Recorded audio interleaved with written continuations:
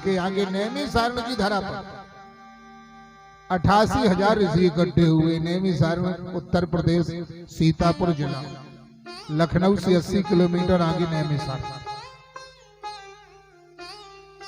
88,000 ऋषि इकट्ठे हुए, सभी ग्रस्त थे।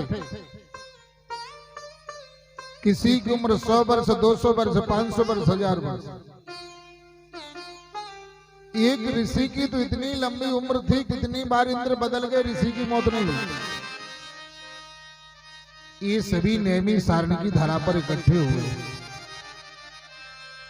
इस लोक में तो भगवान ने सब कुछ दिया है, लेकिन इनके लिए परलोक की चिंता है। परलोक की जिसको चिंता नहीं, वो मनुष्य कहलाने की काबिल थोड़ी। लोक में आपने सब कुछ पा लिया, मकान है, दुकान है, सोना है, चांदी है, प्रतिष्ठा है, पर परलोक की तैयारी करने के लिए नैमिषारण्य की धरा पर 88,000 ऋषि इकट्ठे हुए। हवन पूजन करके बैठे। कोई गुरु आवे और भगवान की कथा सुनावे, ऐसे मार्मिक कथा सुनावे। कथाएं तो जिंदगी भर सुनी, लेकिन कथाओं का रस तो हो गए। कथा में रस भी तो हो गए। दूध में मक्खन है, लेकिन मक्खन निकाले, क्रिया करे, तब तो मक्खन निकलेगा। कथा का सार, कथा का रस भी कोई गुरु निकाल के देवे। सूत जी महाराज आए, जिनकी 20 वर्ष की उम्र थी। सोने के आदि ऋषि खड़े हो गए। आइए बैठिए, आप इस अलंकृत आसन पर बैठ के हम लोगों के लिए कथा सुनाइए। तो सूत जी महाराज बोले, आप सभी वयोवृद्ध हो, हम तो आपके बालक हैं। सूत जी की उम्र 20 वर्ष की है और आप इतना सम्मान कर रहे हो। तो सौनक जी बोले, धन वृद्धा बल वृद्धा आयु वृद्धा तथैविचा ते सर्वेपि ज्ञान वृद्धा किंकरा सस्य किंकरा। भले कोई धन में बड़ा होवे, भले बल में बड़ा होवे, भले कोई आयु में बड़ा होवे, लेकिन वास्तव में बड़ा वो माना जाता है जो ज्ञान में बड़ा। सूत जी महाराज, आप ज्ञान में बड़े हो। जिस समय सुखदेव जी महाराज परीक्षित जी के लिए कथा सुना रहे थे गंगा के तट पर, हम लोग भी थे। उस समय आप पीछे जाकर के बैठे थे, तो सुखदेव जी ने आपको बुला के आगे बिठाया था परीक्षित के बाजू। 7 दिन आपने कथा सुनी। और जब परीक्षित जी भगवत धाम को जाने लगे, सुखदेव जी भी आसन से नीचे आए और जब आगे जाने लगे तो आप चरणों में गिर गए।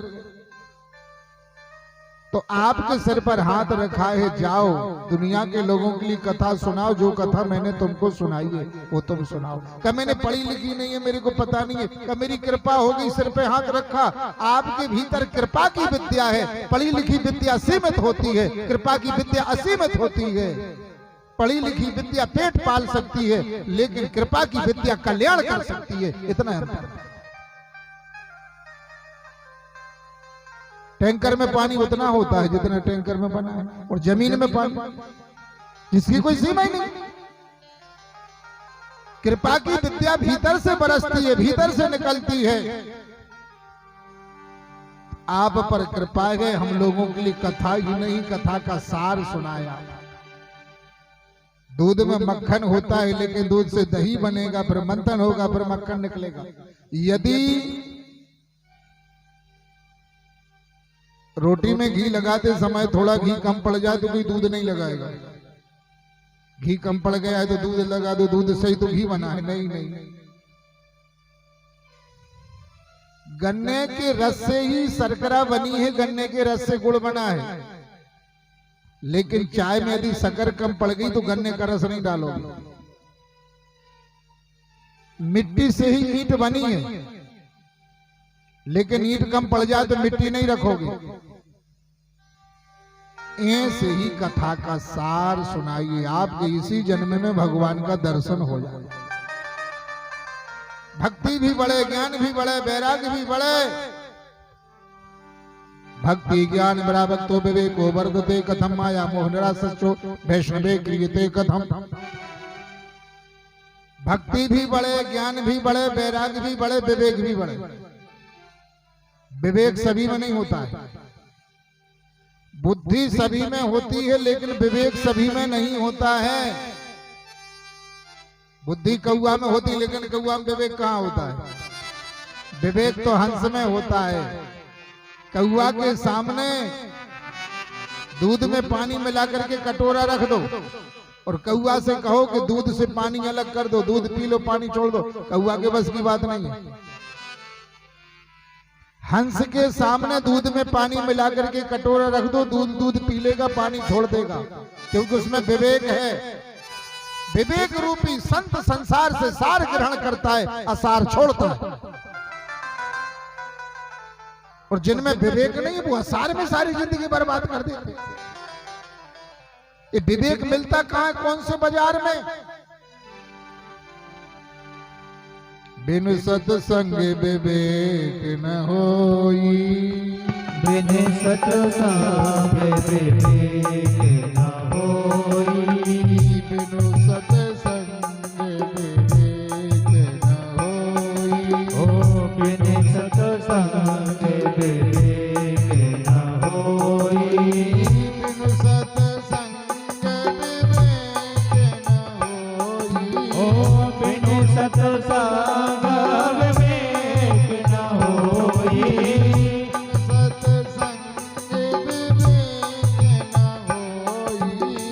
बिनु सत्संग विवेक न होई,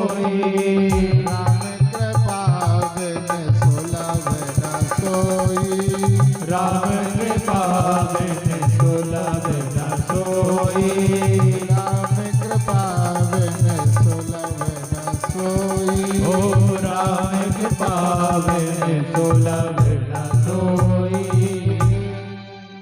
बिना सत्संग के विवेक नहीं आता है, सत्संग भगवान की कृपा से मिलता है। विवेको वर्धते कथम, गुरुजी ऐसी कथा सुनाओ हमारा विवेक जागे। माया मोह निरासस्व वैष्णवे क्रियते कथम, माया मोह से निर्वृत्ति हो जाए। वैष्णव लोग कैसे माया मोह से निर्वृत्ति करते हैं? गुरुजी ऐसी कृपा करो, कथा सुनाओ, इसी जन्म में भगवान का दर्शन हो जाए। सूत जी महाराज मुस्कुराए, भागवत कथा से भक्ति बढ़ती है, ज्ञान बढ़ता है, वैराग्य बढ़ता है, माया मोह से निर्वृत्ति होती है, भगवान का दर्शन होता है। और हम आप लोगों के लिए भागवत सुनाने के लिए आए। आप में श्रद्धा है, निष्ठा है, आप बुजुर्ग हो लेकिन आप में इतनी श्रद्धा, इतनी निष्ठा, आपकी निष्ठा को, श्रद्धा को हम प्रणाम करते हैं। लेकिन भागवत सहज नहीं है। जिस समय सुखदेव जी महाराज परीक्षित जी के लिए सुनाने लगे गंगा के तट पर, देवराजेंद्र अमृत लेकर के आए। परीक्षित जी अमृत को पान कर लो, तक्षक नाग डसेगा, तुम्हारी मौत नहीं होगी। परीक्षित जी ने कहा गुरुदेव मेरे को तो पता नहीं है। पर सुखदेव जी से कहा मेरे को पता नहीं है कि मेरे लिए कथा रूपी अमृत पीना चाहिए कि स्वर्ग का अमृत पीना चाहिए। अपनी जिंदगी में जो बड़ों को आगे रखते हैं, अपनी जिंदगी में जो माता पिता गुरुओं को आगे रखते हैं वो सफल होते हैं, और अपनी जिंदगी में जो स्वयं सयाने बन जाते हैं वो असफल हो जाते हैं। जिंदगी में सदैव बड़ों के लिए आगे रखो। एक जगह एक संबंध भाव, संबंध तय हो गया, शर्त जा रखी गई कि बारात में कोनो बूढ़ो नहीं आए, बुजुर्ग नहीं आए, कई अच्छो घर है, अच्छी बिटिया है, अच्छो खानदान है, बूढ़ों को नेलो वाली नेलो वाली संबंध तय हो। जब बारात जान लगी, कई बूढ़े बूढ़े ने जो है सब जवानी जवान जो है, ऐसी शर्त है। कुछ समय पहले ऐसी शर्त होती कि नाल उठाऊ न परत तो जो लो नाल ले उठे जो लो पंगताई न हुई। शास्त्रार्थ होता था पहले बारातों में, हाँ बहुत से नियम कायदा थे। कब बुजुर्ग नहीं जाएंगे, जवानी जवान जाएंगे। एक व्रत कहने लगो रे ऐसो करो, सबरी लड़की लड़का जा रहे, हमें टिपारी में धर ले।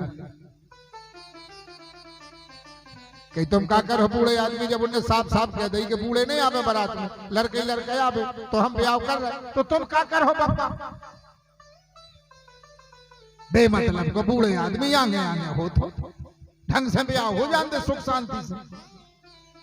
डोकरा कहने लगो हमें टिपारी में धर ले, हमने ने कर है ने खे है ने पी टिपारी में धरे भाव ने पड़ जाए, सो घरे आके टिपारी में से हमें निकाल ले, हमें धर ले टिपारी में, मानो तो दो चार कहने लगे तो धल्ली बाबा हो टिपारी में, नहीं माने तो टिपारी में धल, बारात पहुंच गई, कहीं आ गई बारात, कहीं यहाँ आ गई, हाँ तो बारात की तैयारी करो, बारात ले जाए पंगत हो गए, भाव ने पर आगे को काम हो गए।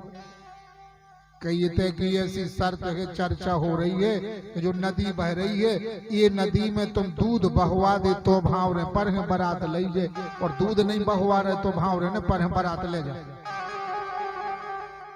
नहीं उमर के हते सब रे कहने लगे रे बताओ बड़ी बेजत्र शर्त है, जे करे कि नदिया में दूध बहा दे, बताओ नदिया भरो दूध, और जा नदिया तो कहाँ से आई, कहाँ लो गई, तो दूध कहाँ से, और इतने जल्दी अब खुसर फुसर करे ना कि ना ये रे के या तो बेइज्जती की बात आ गई। अब तो हर दी धोब है ये की भाव नहीं, अब नहीं पड़ता टिपारे में बाबा बैठे थे कि कह अरे खुसर फुसर करेगी, हल्ला न करो बैठे रहो, एक आफत तो आएगी, दूसरी आफत तुम धरे। अब को पता लग जाए कि मना करते थे कि बूढ़े आदमी ने लोड़ के बूढ़े डोकरा टिपारे में बैठे कुमारन पीठा नो, अरे कहीं हल्ला हम नहीं कर रहे, बताओ क्या होगा, कि तुम क्या करो, तुम्हारे बस किएगा, तो कहीं बताओ तो कहीं देवर जा करे कि हमारे गांव की जो नदिया है या दूध से भर दे, जब बारात लाई, सियाने आदमी में अनुभव होता है, सियाने आदमी ने देखा है, संसार देखा है, परिस्थितियां देखी है, समाज देखी है। दादा बोले इतनी सी बात उथल पुथल या कर रहे टिपारे में बैठो बैठो डोकरा के लगो, इतनी सी बात हो कि हल्ला न करो, इतनी सी बात क्या है, नदिया भरो दूध कहाँ से आए, कैसे या खाली हुई। दादा कहने लगो जाओ नहीं से के आओ, तुमको तुम कर दे खाली, हम भरवाए दे रहे, नदिया खाली तुम करवा दे, दूध से हम भरवा दे। इरे के जा तो साच या उनके बाप ने करवा, फिर तो जल्दी खाली तो के जाओ। इतनी सी बात को सारे घबरा रहे हो, नाय के नाय हो रहे। पहुंचे कहने लगे हाउ नदिया में हमारे दूध भरवा दे रहे, नदिया खाली करवा दो, जल्दी करवा। अब कितनी मोटर धर हो, नदिया भरी हो गए तो इतनी जल्दी खाली हो रही, भी समझ गए। कहने लगे कुसियानो आदमी है बारात, अकल की मार बहुत खतरनाक, बारात में तो कौन सियानो है, घर के कौन नहीं है, तुमने कही थी, कहीं हो ही नहीं सकता। जब गए छानबीन करी कि बब्बा टिपारी में बैठे, बारात ले गई ब्याह, और अगर दादा न होते तो हरदी धोबती, बेइज्जती होती। बुजुर्गों की जहाँ इज्जत है, जहाँ सम्मान है, वहाँ सब कुछ है। और जिसके घर में गांव में मर्यादा नहीं है, बड़ों की कद्र नहीं है, बुजुर्गों की कद्र नहीं है, वहाँ कुछ नहीं है, गुरु वहाँ कुछ नहीं। बुजुर्ग को अनुभव होता है। भगवान राम के दल में जामवंत जी की इज्जत है।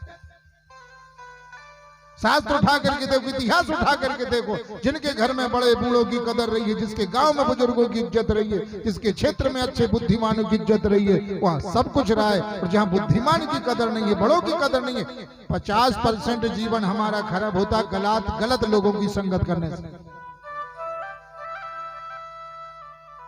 हमारे समाज में चाहे आपका बेटा हो चाहे हमारा बेटा हो, गलत लोगों की संगत करे बिगड़ जाए, गलत लोगों की संगत करे बिगड़ जाए। 50% जीवन खराब होता गलत लोगों की संगत करने से, और 50% जीवन खराब होता अच्छे लोगों से नफरत करने से, अच्छे लोगों की निंदा बुराई करने से। 50% जीवन हमारा खराब अच्छे लोगों से दूर रहने से हो जाता। तो परीक्षित जी का विवेक देखिए। परीक्षित जी कह रहे हैं गुरुदेव आप बताओ मुझे क्या करना, मेरे को पता नहीं है। इंद्र अमृत लेके आ गए हैं, हम अमृत पी ले में या कथा श्रवण करें। अब बताओ गुरुदेव हम क्या करें। सुखदेव जी महाराज मुस्कुराए, ये देवता ठगिया है, स्वार्थी है। दधीची ऋषि क्या हड्डियां लेने को पहुंच गए थे, समुद्र का मंथन हुआ, दैत्यों को जहर पिला दिया, शंकर जी को जहर पिला दिया, अमृत देवताओं ने पी लिया और राहु बीच में बैठ गया तो सर कटवा दिया। भैया इसीलिए देवताओं की पहले पूजा होती है। कोई भी यज्ञ हो अनुष्ठान हो, देवताओं की पूजा पहले। आप इसमें विघ्न नहीं डालना, बाधा नहीं डालना, हम आपकी पूजा पहले ही कर रहे हैं।